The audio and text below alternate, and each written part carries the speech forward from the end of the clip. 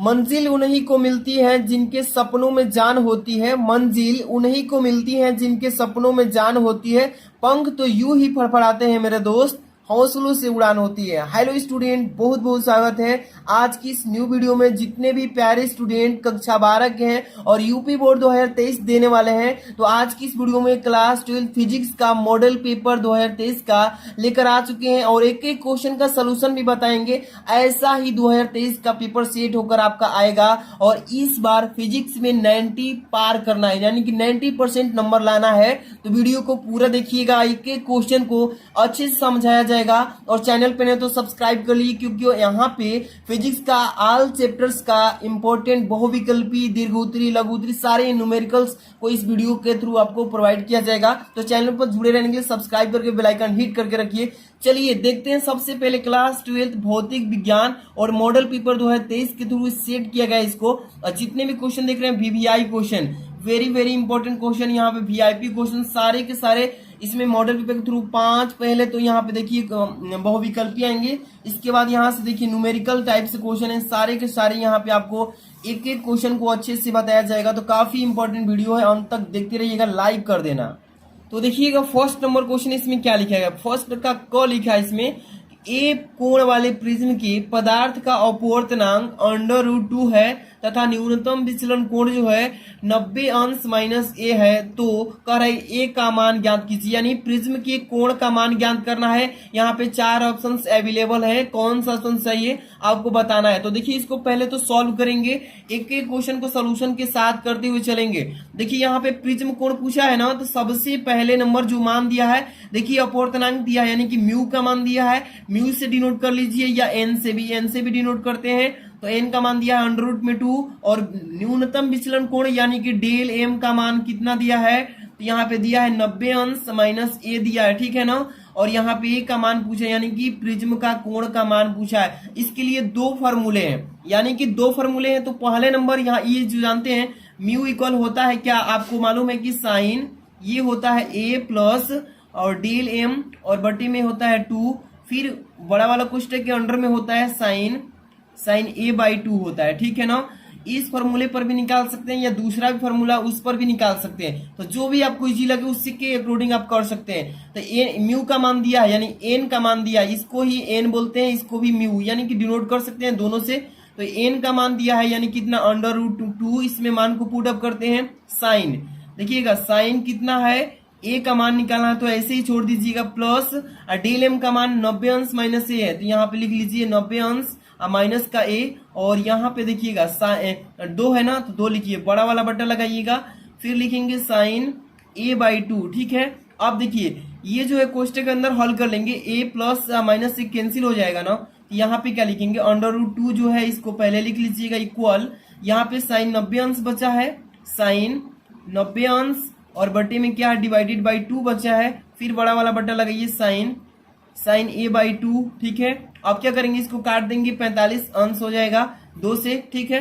अब क्या करेंगे, √2 जो है वैसे ही रहने दीजिए, साइन 45 अंश लिखिएगा, साइन 45 अंश और बटे में कितना है ये वाला साइन a/2 है, ठीक है ना। अब क्या कीजिए, क्रॉस मल्टीप्लाई कर लीजिएगा इसको, तो ये हो जाएगा साइन, क्या लिखेंगे इसको, साइन a/2 और इंटू कितना है √2 है, इज इक्वल इतना साइन कितना है 45 अंश, ठीक है ना।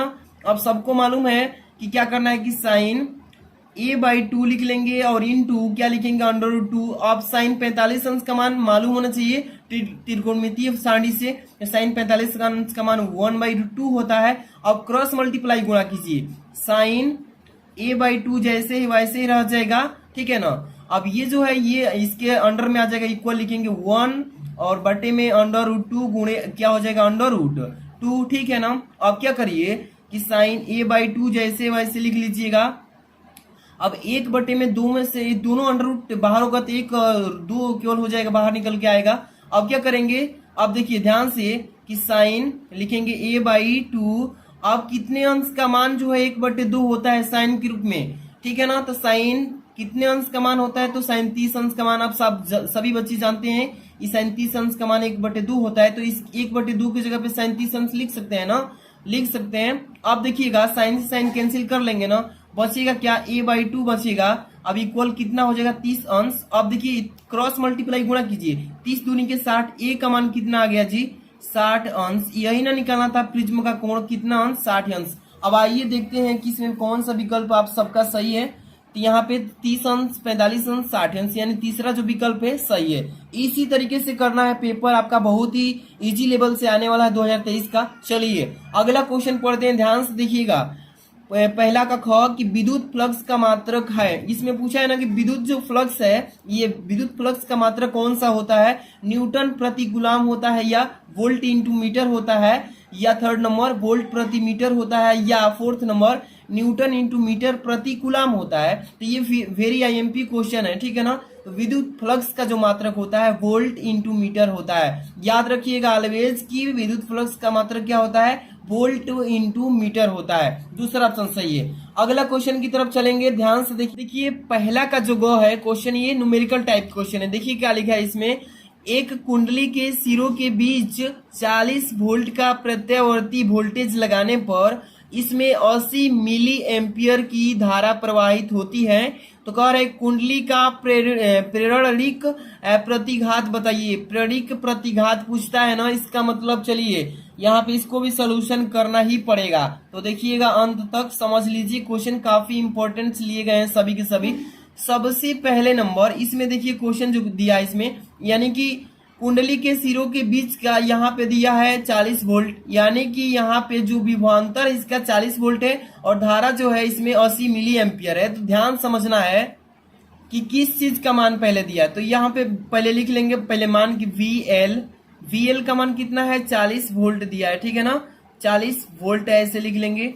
इसके बाद ये धारा है ना, तो IL का मान दिया है, IL का मान कितना है 80 मिली एम्पियर। अब जानते हैं कि विभवांतर का मात्रक वोल्ट होता है, ये तो ठीक है। धारा का मात्रक क्या होता है, एम्पियर होता है, लेकिन दिया है किस चीज में, मिली एम्पियर। तो इसको चेंज करना पड़ेगा ना, तो मिली को एम्पियर में चेंज कीजिए, क्या हो जाएगा 80 गुणे 10 की पावर -3 एम्पियर, ठीक है ना। इसमें डिवाइड कर देते हैं, सीधे सीधे मान निकल जाता है। अब क्या करेंगे, इसमें पूछा है ना कि प्रेरणिक प्रतिघात पूछा है, तो XL का मान पूछा है। इसके लिए आपको फॉर्मूला मालूम होना चाहिए। तो क्या होता है, XL बराबर फॉर्मूला होता है VL और बटे में होता है IL, ठीक है ना। इसी फॉर्मूले के अकॉर्डिंग मान को पुट अप करेंगे। VL का मान 40 वोल्ट दिया है, तो 40 वोल्ट लिख लेंगे। IL का मान कितना है, ये वाला एम्पियर वाला रखेंगे, रख लीजिए 80 और गुणे 10 की पावर -3, ठीक है। अब हल कीजिएगा, XL का मान निकालिए प्रतिघात। तो 40 ऊपर है, 1 0 से 1 0 कैंसिल हो जाएगा। और चलिए इसको हम कर ही लेते हैं। तो यहाँ पे 2 दूनी के 4 और 2 चौके 8, 1/2 लिख सकते हैं ना, 1/2 और गुणे 10 की पावर जो नीचे है ऊपर जाएगा 10 की पावर +3 हो जाएगा, है ना। अब देखिए इसको पॉइंट में भी चेंज कर लेंगे, तो XL बराबर लिखेंगे। अब 1 में 2 से भाग देंगे, 0.5 और गुणे 10 की पावर 3 है, इतना पर भी सही है। या पॉइंट को सीधे कर लेंगे, XL इक्वल हो जाएगा 5 गुणे 10 की पावर 1 का 10 आगे बढ़ा है, तो एक 0 घटेगा तो 2 हो जाएगा। XL बराबर क्या लिख सकते हैं, 5 गुणे 10 की पावर 2 का मतलब 500 होता है। और ये प्रतिघात पूछा था प्रतिरोध, तो ये ओम में आएगा, कितना 500 ओम। देखिए कौन सा आंसर आ रहा है सही ऑप्शन में। चलिए यहाँ पे दिया फर्स्ट नंबर जो ऑप्शन यही दिया है पहले ही नंबर में 500 ओम, यही पहला क्वेश्चन सही है। अगला क्वेश्चन पे ध्यान दीजिएगा, फॉला का घ लिखा है कि 1/√, में यहाँ पे μ0 इंटू ε0 का मात्रक पूछा है। वेरी आईएमपी क्वेश्चन है। देखिए तो यहाँ पे न्यूटन प्रति कूलम, मीटर प्रति सेकंड, यहाँ पे दिए वेबर प्रति मीटर स्क्वायर, यहाँ पे फारेड दिया है। कौन सा ऑप्शन सही है आप सबको मालूम होना चाहिए कि 1/√, में यहाँ पे μ0 इंटू ε0 का मान क्या होता है, सबको मालूम होना चाहिए। तो वेबर प्रति मीटर स्क्वायर होता है, यानी तीसरा जो ऑप्शन है ये हो जाएगा इसका सही जवाब, ठीक है। आगे चलेंगे, यहाँ पे पहला का अंक नंबर लिखा है कि 0 केल्विन ताप पर शुद्ध अर्धचालक हैं। वेरी आईएमपी क्वेश्चन है।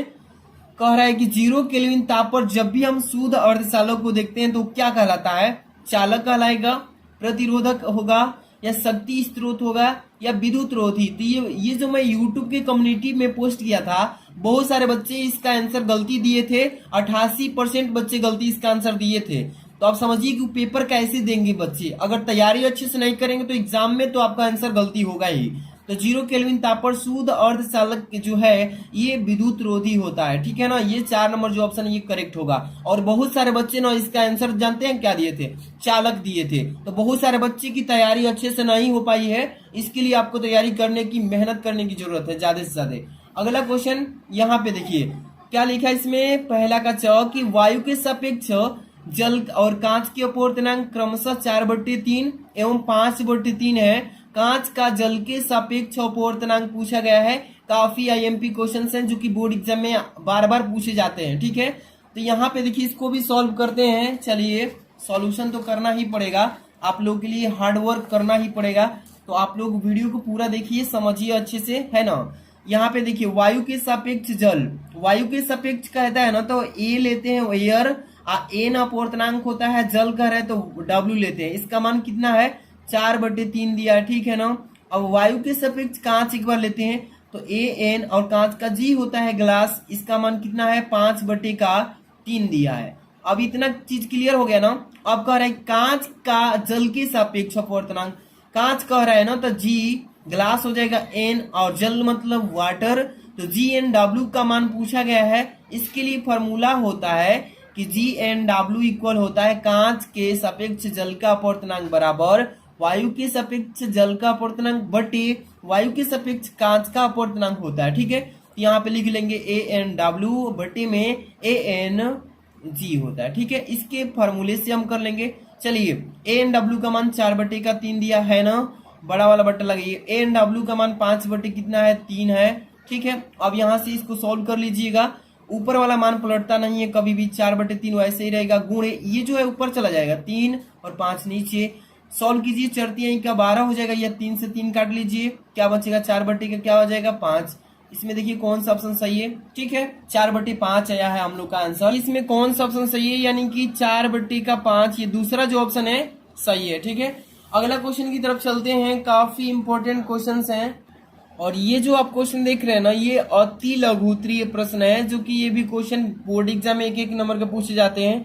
ये जो क्वेश्चन है दूसरा के क से स्टार्ट होगा। देखिए वैद्युत विभव की परिभाषा दीजिए एवं इसकी बीमा भी लिखिए। वेरी आईएमपी क्वेश्चन है। वैद्युत विभव किसे कहते हैं और इसकी बीमा पूछा है, ठीक है। तो सबसे पहले आपको वैद्युत विभव का हेडिंग डालना है और इसका पहले थ्योरी लिखेंगे, परिभाषा, कि वैद्युत क्षेत्र में किसी बिंदु पर वैद्युत विभव जो V है, V अब परीक्षण आवेश प्लस Q नॉट है को अनंत से उस बिंदु तक लाने में किए गए कार्य यानी W तथा परीक्षण आवेश की मान की निष्पत्ति के बराबर होता है, जिसे हम वैद्युत विभव कहते हैं। एक बार फिर से रिपीट कर रहे हैं, ध्यान समझिएगा कि वैद्युत क्षेत्र में किसी बिंदु पर वैद्युत विभव V परीक्षण आवेश प्लस Q0 को अनंत से उस बिंदु तक लाने में किए गए कार्य W तथा परीक्षण आवेश के मान की निष्पत्ति के बराबर होता है, जिसे हम वैद्युत विभव कहते हैं। और वैद्युत विभव का जो बीमा होता है क्या होता है, देखिए यहाँ पे लिखा गया है, वैद्युत विभव V की बीमा जो होती है m l के power 2 into T power -3 a power -1, ये होता है वैद्युत विभव का बीमा। इसको याद रखिएगा हमेशा। m जो होता है इस पर एक भी नहीं होते हैं चार्ज, l के पावर 2 होता है, t पावर -3 a पावर -1 होता है, ये वैद्युत विभव का बीमा होता है। अगला क्वेश्चन आपके सामने है, काफी इंपॉर्टेंट, ये देखिए अगला क्वेश्चन क्या बोला गया है दूसरा के ख, कि किसी माध्यम में प्रकाश का वेग जो है 1.5 × 10⁸ मीटर पर सेकेंड है। इस माध्यम में हवा में जाने वाली किरण के लिए क्रांति कोण ज्ञात कीजिए। क्रांति कोण कहता है तो इसका मतलब C का मान पूछा है। वेरी आईएमपी क्वेश्चन, क्या क्या पहले दिया है इस न्यूमेरिकल में पहले नोट करते हैं। देखिए पहले नंबर भी, इसका मतलब कि प्रकाश का वेग दिया है 1.5 × 10⁸ मीटर प्रति सेकेंड, V बराबर लिख लिए, ठीक है ना, इतना 1.5 × 10⁸ मीटर पर सेकेंड। इसमें माध्यम के हवा में जाने वाली किरण क्रांति कोण, C प्रकाश में निर्वात की प्रकाश की चाल 3 × 10⁸ मीटर प्रति सेकेंड होता है। अब C क्रांति कोण पूछा है C, तो सबसे पहले C निकालने से पहले हम लोग को N निकालना पड़ेगा, तभी तो C निकालेंगे। चलिए ध्यान से देखिएगा, सबसे पहले फॉर्मूला होता है N बराबर C/V होता है, C/V। अब देखिए C का मान तो दिया है इसमें कितना 3 × 10⁸ मीटर पर सेकेंड, v का मान इतना दिया है 1.5 गुणे 10 की पावर 8, ठीक है। आप देखिए 3 इतना में भाग देंगे 3 गुणे 10 की पावर 8 में 1 दशमलव गुणे 10 की पावर 8 से, ये 10 की पावर 8 से 10 की पावर 8 कैंसिल हो जाएगा, 3 में 1.5 से भाग देंगे 2 बार जाएगा, आगे n का मान कितना 2 आ गया, ठीक है। अब क्रांति कोण निकालना है ना, क्रांति कोण के लिए फॉर्मूला आप जानते हैं स्नेल के नियम से कि साइन सी इक्वल होता है 1/n। अब साइन सी बराबर 1/n होता है, साइन सी बराबर 1, n का मान 2 आए हैं ना, यहाँ से लाए हैं तो 2 रख लेंगे n की जगह पे। अब यहाँ से देखिए साइन सी, साइन कितने अंश का मान 1/2 होता है, आप सबको मालूम है 30 अंश का मान होता है, साइन 30 अंश, और सी का मान हमारा कोण जो है आ गया कितना अंश 30 अंश। यही हमें निकालना था, इसी तरीके से करना होता है, काफी इजी क्वेश्चन आते हैं और ये अति लघु क्वेश्चन है। चलिए अगला क्वेश्चन देखिए ध्यान से। अगला क्वेश्चन जो है आपके पास दूसरा का ग पूछा है कि एम्पियर का परिपथीय नियम लिखिए। इस तरीके से भी पेपर में आया हुआ है और बार बार पूछता है हर साल ऐसा एक क्वेश्चन कि बताइएगा कि एम्पियर का परिपथीय नियम क्या होता है। तो इसका परिभाषा पहले ध्यान सुनिए कि किसी बंद है, ठीक है ना, किसी बंद वक्र की परितः चुंबकीय क्षेत्र की तीव्रता का रेखा समाकलन जो होता है उस बंद वक्र द्वारा घिरे क्षेत्रफल में से गुजरने वाली वैद्युत धारा का म्यू नॉट गुना होता है, जिसे एम्पियर का परिपथीय नियम कहते हैं, ठीक है। एक बार फिर से समझा रहे हैं, समझिएगा कि किसी बंद वक्र की परितः मतलब चारों ओर चुंबकीय क्षेत्र की तीव्रता का रेखा समाकलन उस बंद वक्र द्वारा घिरे क्षेत्रफल में से गुजरने वाली वैद्युत धारा का म्यू नॉट गुना होता है, ठीक है, जिसे एम्पियर का परिपथीय नियम कहते हैं।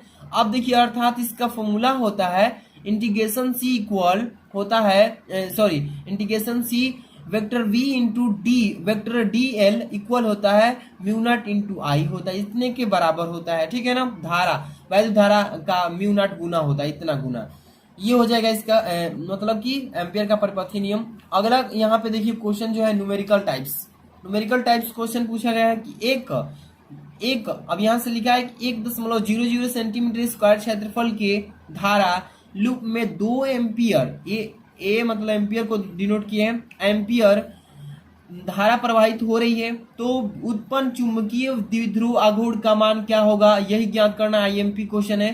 क्या चीज दिया पहले नोट कीजिए, ए क्षेत्रफल दिया है, ए 1.00 सेंटीमीटर स्क्वायर, धारा कितना है 2 एम्पियर, लिख लिए ना। अब एक चीज, जो क्षेत्रफल होता है सेंटीमीटर में नहीं होता है, मीटर होता है, ठीक है, दूरी को मीटर में मापते हैं ना, तो मीटर स्क्वायर होना चाहिए। अब एक चीज, पहले हम लोग को द्विध्रुव आघूर्ण चुंबकीय द्विध्रुव आघूर्ण निकालना है ना, तो चुंबकीय द्विध्रुव आघूर्ण का सूत्र होता है एम बराबर आई इंटू ए होता है, यानी कि धारा गुणे जो क्षेत्रफल है उसको गुणा करा देते हैं, निकल जाता है। इसके लिए क्या करेंगे, एम बराबर धारा का मान 2 दिया है और क्षेत्रफल दिया है 1 सेंटीमीटर स्क्वायर, इसको मीटर में चेंज कर लेंगे, तो 1 गुणे 10 की पावर कितना हो जाएगा 4, माइनस में हो जाएगा, ठीक है ना, 1000 से भाग दे देंगे। आप देखिए एम बराबर 2 गुणे 10 की पावर 4, 2 एकम 2, 2 गुणे 10 की power -4 ampere into metre square, ये होगा इसका आंसर। ऐसे ही पेपर में आता है, ठीक है ना, ऐसे क्वेश्चंस को जरूर तैयार कर लेना। अगला क्वेश्चन आपके सामने है दूसरा का अंग नंबर कि लेंस की क्षमता से तात्पर्य क्या होता है। तात्पर्य कहता है, इसका मतलब परिभाषा पूछा है, इसका मतलब पूछा है कि लेंस की क्षमता से क्या तात्पर्य, इसका परिभाषा बताइए, इसका मात्रक क्या होता है ये बताइए।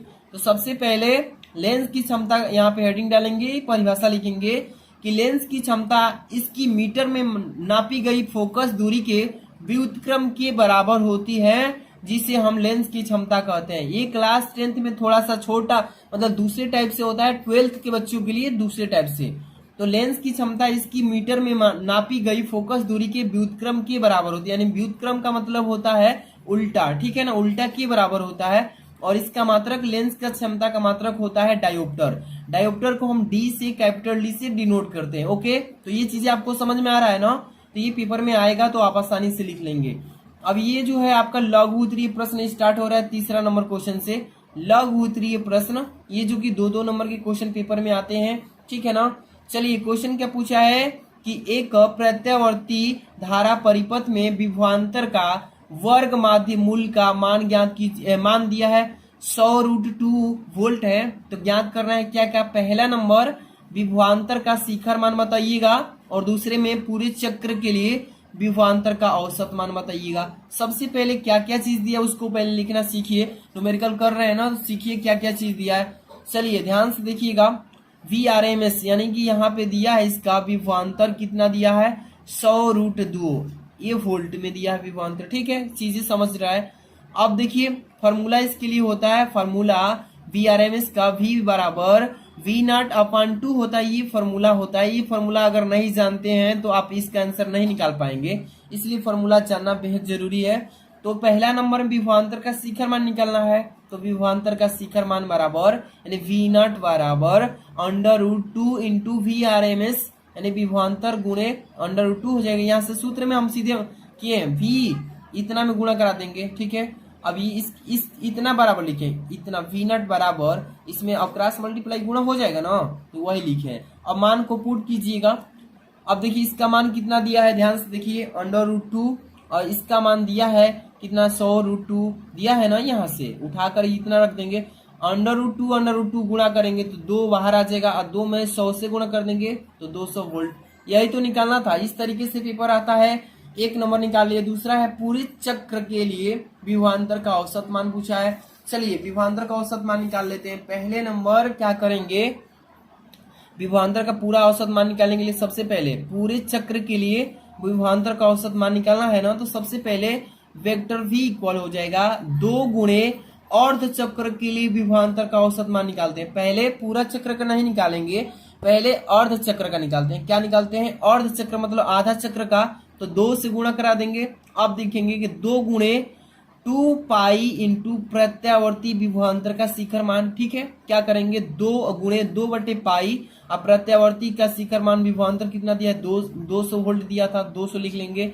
अब क्या करेंगे 2 गुणे 2 दूनी 4, 4 में 200 से गुणा करेंगे 800/2 पाई का मान होता है 3.14। 800 में 3.14 से भाग देंगे जब वो ऊपर वाला में इतना से, तो 254.8 वोल्ट आ जाएगा। यही निकालना था। ठीक है, बहुत इजी क्वेश्चन है। तैयारी अगर अच्छे से किए हैं तो आप समझ रहे होंगे। जो भी वीडियो को लाइक नहीं किए लाइक कर दीजिएगा, और चैनल पे नहीं तो सब्सक्राइब कर लीजिए ऐसे हिंदी, इंग्लिश, फिजिक्स, केमिस्ट्री की तैयारी अच्छे से करने के लिए। और इसका PDF भी मैं देने वाला हूँ आपको अच्छे से, तो इसके लिए आपको लास्ट तक बने रहना होगा, बताएंगे हम। तीसरा का ख, डेविसन तथा जर्मर के प्रयोग से क्या निष्कर्ष प्राप्त होता है। पेपर में पूछेगा, 100% आता है क्वेश्चन कि डेविसन तथा जर्मर के प्रयोग से क्या निष्कर्ष प्राप्त होता है। तो लिखेंगे कि डेविसन तथा जर्मर, ये डेविसन तथा जर्मर जो है ना, ये दोनों वैज्ञानिक हैं। ठीक है, क्या है, वैज्ञानिक हैं। डेविसन तथा जर्मर विश्लेषण द्वारा यह पाया जाता है कि इलेक्ट्रॉन से संबंधित तरंगदैर्ध्य का मान जो है डी ब्रोगली के अनुसार इलेक्ट्रॉन से संबद्ध तरंगदैर्ध्य के मान के समान होता है, यानी कि मान के क्या होता है, बराबर होता है। ठीक है, यही डेविसन तथा जर्मर के प्रयोग का निष्कर्ष प्राप्त होता है। ये पेपर में 100% पूछेगा, तो तैयारी कर लेना इसको। अगला क्वेश्चन है आप सबके सामने, यहाँ पे देखिएगा। तीसरा का ग, कि एक उत्तल लेंस तथा अवतल लेंस की फोकस दूरी क्रमशः 10 सेंटीमीटर 50 सेंटीमीटर है। दोनों लेंस संपर्क में रखे। संपर्क का मतलब दोनों को जोड़ दिया गया है एक में, और कह रहा है कि इस संयुग्म में से, संयुग्म मतलब जोड़ने के बाद 25 सेंटीमीटर की दूरी पर वस्तु रख दी गई है। वस्तु की दूरी 25 सेंटीमीटर, और वस्तु की प्रतिबिंब की स्थिति जो है ज्ञात करने के लिए बोला, यानी V का मान पूछा है। चलिए वेरी IMP क्वेश्चन को कैसे करेंगे।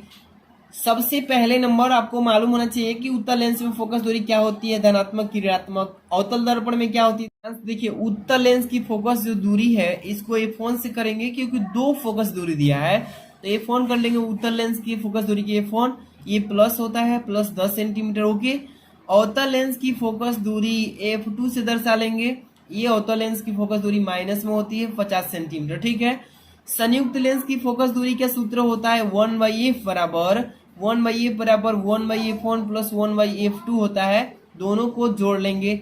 1/f कैपिटल F बराबर हो जाएगा यहाँ पे 1/f1 का मान 10 दिया था, प्लस 1/f2 का मान -50। 1/f बराबर 1/10 माइनस 1/50, दोनों को हल करेंगे 5 माइनस 1/50 यानी 4/50। इसको 1/f बराबर 2/25 आ गया ना। अब क्या करेंगे, f का मान 25/2 हो जाएगा पलट करके। अब देखिए लेंस का सूत्र लगाइए, क्या होता है 1/f equal 1/v minus 1/u होता है। इसी सूत्र में रखेंगे 1/, अब यहाँ से सूत्र बना लीजिए, 1/v का मान निकालना है प्रतिबिंब की स्थिति, तो 1/v बराबर ये जो है यहाँ पे रहेगा ही, इसको इधर लाएंगे तो ये प्लस में हो जाएगा 1/f प्लस 1/u। अब मान को बस रखना, क्या करना है देखिए सिर्फ मान को ही रख देना है, ठीक है। 1/v इक्वल ए फोकस का मान दिया 2/25 प्लस 1/25, ठीक है। अब 3 ऊपर देखिए 2 1 कितना हो जाएगा 3/25, एलसीएम दोनों समान है 3/25, 1/v बराबर, अब 1/v बराबर करेंगे 3/25, अब v का मान निकालना है तो v बराबर ये 25 ऊपर जाएगा 3 नीचे, अब 25 में 3 से भाग देंगे तो 8.33 सेंटीमीटर आ जाएगा। ये होगा इसका आंसर। इसी तरीके से करना है। अगला क्वेश्चन देखिए, इसमें क्या दिया है कि घ नंबर तीसरा का संलग्न चित्र में प्रदर्शित संधारित्र में संचित ऊर्जा ज्ञात की, संचित ऊर्जा। तो इसमें देखिए पहले नंबर धारा दिया है, इसमें यहाँ पे देखिए माइक्रोफाइरड में दिया है, तो सबसे पहले नंबर इसमें 2 एम्पियर 3 एम्पियर सॉरी 2 ओम 3 ओम और 5 ओम ये श्रेणी क्रम में जोड़ा है। तो यहाँ पे तुल्य प्रतिरोध पहले निकालेंगे तो अब जाकर के इसका यहाँ पे धारा दिया है और यहाँ पे प्रतिरोध निकालेंगे तो अब जाकर के भी का मान निकालेंगे। सबसे पहले लिखेंगे कि संधारित्र के सिरों के बीच का विभवांतर बराबर सूत्र V बराबर I इंटू R होता है। पहले विभवांतर निकाल लेते हैं, तो इसके लिए क्या करेंगे, अतः 2 ओम 3 ओम 5 ओम, 2 ओम 3 ओम 5 ओम किस क्रम में, श्रेणी क्रम में, श्रेणी क्रम में जुड़े हैं। तुल्य प्रतिरोध के लिए सूत्र होता है R बराबर R1 plus R2 plus R3, 2 ohm plus 3 ohm plus 5 ओम कितने ओम हो जाएंगे 10 ओम। आप विभवांतर निकालिए V बराबर I इंटू R से, I का मान 2 एम्पियर दिया है ना यहाँ से, और यहाँ पे R का मान अभी आया 10 दूनी के 20 वोल्ट आ गया विभवांतर। अब संधारित्र में संचित ऊर्जा निकालेंगे, U बराबर हाफ CV स्क्वायर होता है, ठीक है। अब 1/2 और C का मान होता है 2 × 10⁻⁶ फैराडे याद होना चाहिए। और यहाँ पे V का मान दिया है कितना, अभी है 20 वोल्ट, V का वर्ग कर देंगे, यहाँ पे स्क्वायर है तो स्क्वायर करेंगे, 2 से 2 कैंसिल भी करा सकते हैं, और 2 के 4 और 4 × 10⁻⁴ वोल्ट जूल में आ जाएगा। ऊर्जा किस में आएगा, जूल में। इसी तरीके से आज इसका पीडीएफ अगर लेना चाहते हैं तो टेलीग्राम ज्वाइन कीजिए, वीडियो के डिस्क्रिप्शन में लिंक दिए हैं, पूरा इसका पीडीएफ भी सेंड कर दिया जाएगा। चैनल पे नहीं तो सब्सक्राइब कर लीजिएगा, वीडियो को लाइक कर देना, चैनल पे सब्सक्राइब करके जुड़े रहिएगा।